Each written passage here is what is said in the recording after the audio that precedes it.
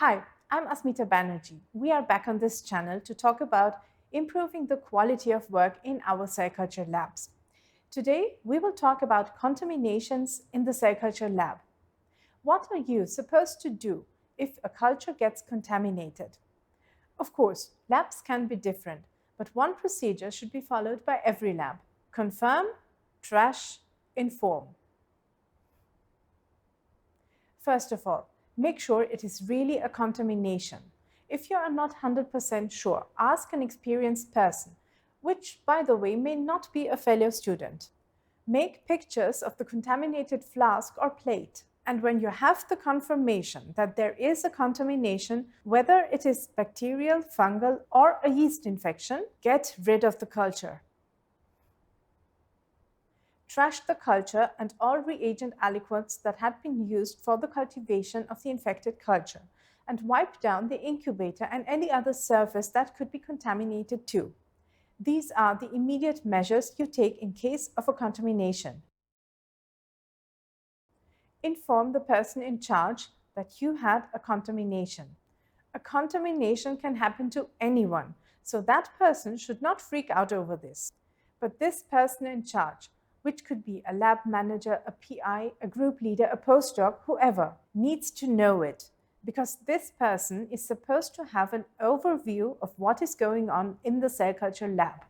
So, the documentation of all contaminations taking place in the cell culture lab is absolutely crucial, because then and only then it is possible to clarify whether this was a one-time event or if it is a recurrent event.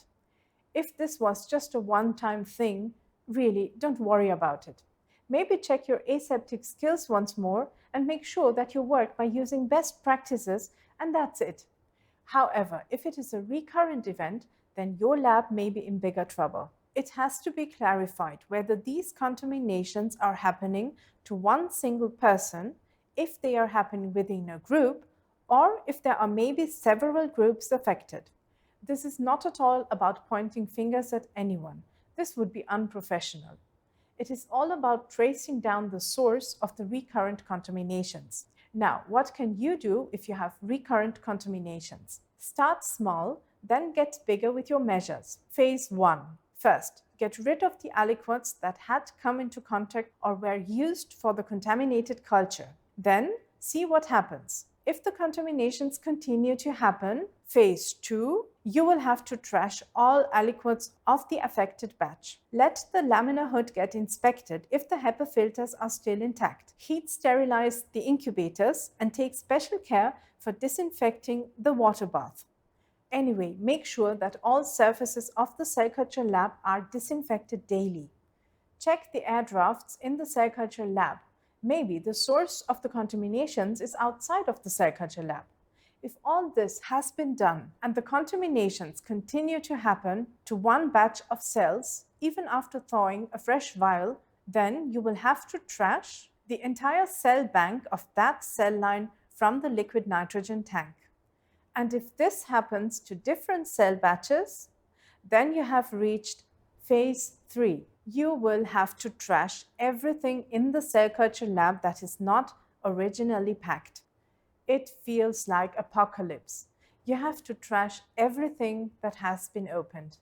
All reagents, media, aliquots, simply everything, including all cell vials from the liquid nitrogen tank. This is a nightmare and should be avoided beforehand. Let me sum it up for you. There can be one single source that leads to one or multiple contaminations. If you find that source, you are good.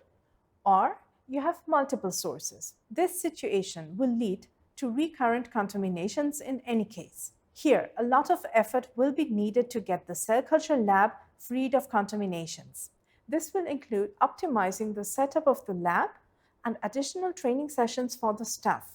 And keep in mind that a single source of contamination, if not taken care of and monitored closely, can lead to the development of multiple sources. So, a contamination is not the end of the world, but it is crucial to consider every single event of contaminations from the systemic perspective. What we observed over the years is that factors that lead to contaminations add up. And once the system reaches its tipping point, it is very hard to get it back on track. And as I mentioned before, the worst case scenario is to trash the entire cell stock. This is why using good practices is so important. It reduces the incidences of contamination significantly. Let's all improve the quality of work in our cell culture labs, and I will see you in the next video.